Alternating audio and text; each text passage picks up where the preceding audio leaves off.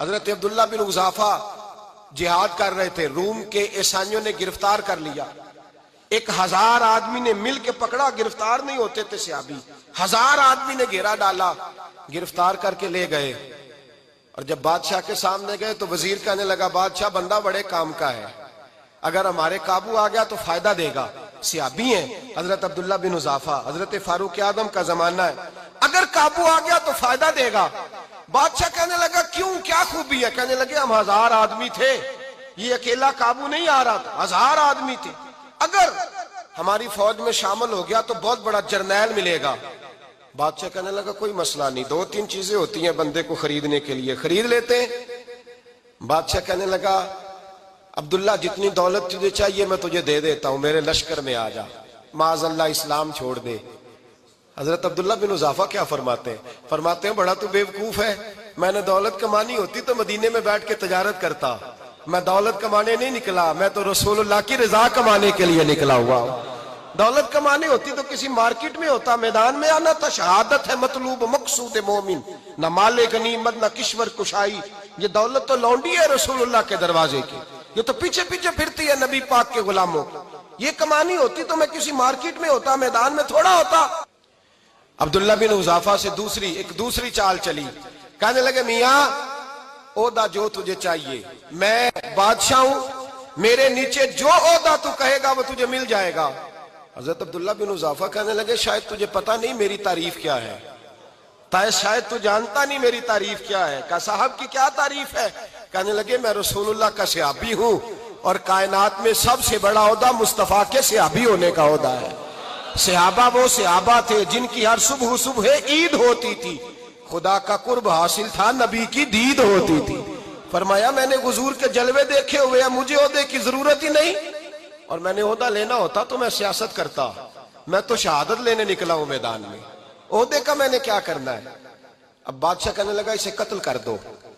وزیر کہنے لگا نہیں، ایک بات اور ہے، مجھے ایک چال اور چلنے دو۔ کہا وہ کیا؟ کہنے لگے میری بیٹی بڑی خوبصورت ہے، مجھے موقع دو اپنی ہی بیٹی کو سجا بنا کے، وہ جوان جس کی جوانی اتنی بڑی ہے کہ 1000 آدمی مقابلے میں کھڑا نہیں ہوتا، اس جوان کے کمرے میں رات کی تنہائی میں بنا سوار کے بی بی کو بھیجا۔ وہ بی بی کہتی ہے میں ساری رات بن سور کے اس صحابی کے کمرے میں بیٹھی رہی، لیکن یہ کیا شخص تھا، ساری رات ہی مسلح پہ بیٹھا رہا، ساری رات ہی، کچھ دیر تھک جاتا تو یہ کریم رسول پہ درود پڑھنا شروع کر دیتا۔ بی بی کہتی ہے سحری ہو گئی تو میں نے چھو کے دیکھا کہ انسان ہے کہ جن ہے، یہ بندہ ہے کہ فرشتہ ہے، چھو کے دیکھا۔ کہنے لگے پیچھے ہٹ جا، میں نے کہا میں نے تو سنا تھا تو 1000 کے مقابلے میں ہے، اور تو اتنا بے حس ہے کہ بنی سوری دلہن بیٹھی ہے، تو نے نظر نہیں کی؟ عبداللہ بن حذافہ، بی بی کہتی ہے نظر پھر نہیں اٹھائی، نظر پھر جھکی ہوئی ہے۔ کہنے لگے بی بی میں مجبور ہوں، اب میرے اوپر کوئی حسن نہیں چلتا، میں نے جلوہ والضحیٰ کا دیدار کیا ہوا ہے، اب میری نگاہوں میں جچتا نہیں کوئی، اس لیے کہ جیسے میرے سرکار ہے ایسا نہیں کوئی۔ کبھی بھی اب نہیں کسی کا میرے اوپر جادو چلتا، میں نے مصطفیٰ کو، اور کہا ذرا پیچھے ہٹ کے بیٹھ، مجھے میرے رسول نے غیر محرم سے بچنے کا حکم دیا ہے، ذرا پیچھے ہٹ کے بیٹھ۔ سحری کا وقت تھا، وہ بی بی کہتی ہے اس نوجوان کے جملے میرا سینہ چیر گئے، کلیجہ پھٹ گیا، چیخ نکلی، میں کفر کے عالم میں روئی۔ میں نے کہا مجھے بتا تو صحیح، آخر یہ جذبہ کہاں سے ملتا ہے، آخر یہ روشنی تو میں نے دیکھی نہیں، کہاں سے آتی ہے؟ ایک میرا باپ ہے جو بنا سور کے مجھے تیرے کمرے میں چھوڑ گیا، بتلا یہ کہاں سے کیف آتے ہیں؟ تو عبداللہ بن حذافہ کہنے لگے اگر کیف لینا ہے تو تو بھی میرے مصطفیٰ کا کلمہ پڑھ جا، آجا دروازہ رسول پہ جھک جا، مل جائے گا۔ سویرے دروازے پہ باپ آیا بیٹی سے رزلٹ لینے، دروازہ کھولا تو بیٹی نقاب پہنے باہر آئی۔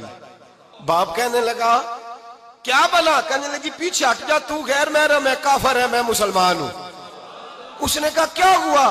کہنے لگی تیرے جیسے کو باپ کہوں، تیرے جیسے کو جو مجھے استعمال کر رہا تھا، میں تجھے باپ نہیں مانتی، میں اب رسول والی ہو گئی ہوں، میں حضرت فاطمہ کی کنیزہ ہو گئی ہوں، میں اب نبی کریم کی خادمہ ہوں، خبردار میرے قریب نہ آنا۔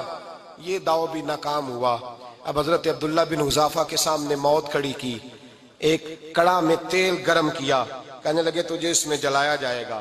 حضرت عبداللہ بن حذافہ رضی اللہ تعالیٰ عنہ جب جلنے کے قریب ہوئے تو رونے لگے۔ روم کا بادشاہ کہنے لگا شاید ڈر گیا ہے، کہنے لگے اب سمجھ آئی ہے، اب تجھے پتا چلا ہے، چلا آ جا۔ حضرت عبداللہ بن حذافہ کہنے لگے تو کافر ہے، تیری کافروں والی سوچ ہے، اس لیے نہیں رویا کہ موت سے ڈر گیا ہوں، میں تو اس لیے رویا ہوں کہ ایک جان ہے، وہ نبی پاک پہ قربان ہو رہی ہے، کاش رب مجھے 1000 جان دیتا، میں ساری مصطفیٰ پہ قربان کر دیتا۔ فاضل بریلوی فرماتے ہیں کروں تیرے نام پہ جاں فدا، نہ بس ایک جاں 2 جہاں فدا، اور میرا 2 جہاں سے بھی نہیں جی بھرا، میں کروں کیا کہ کروڑوں جہاں نہیں۔ اور میاں صاحب فرماتے ہیں وہ کچا رنگ للاری والا جیڑا چڑھ دا لیندا رہندا، اے عشق تیرے دا رنگ محمد چڑھ جائے پھر نہیں لیندا۔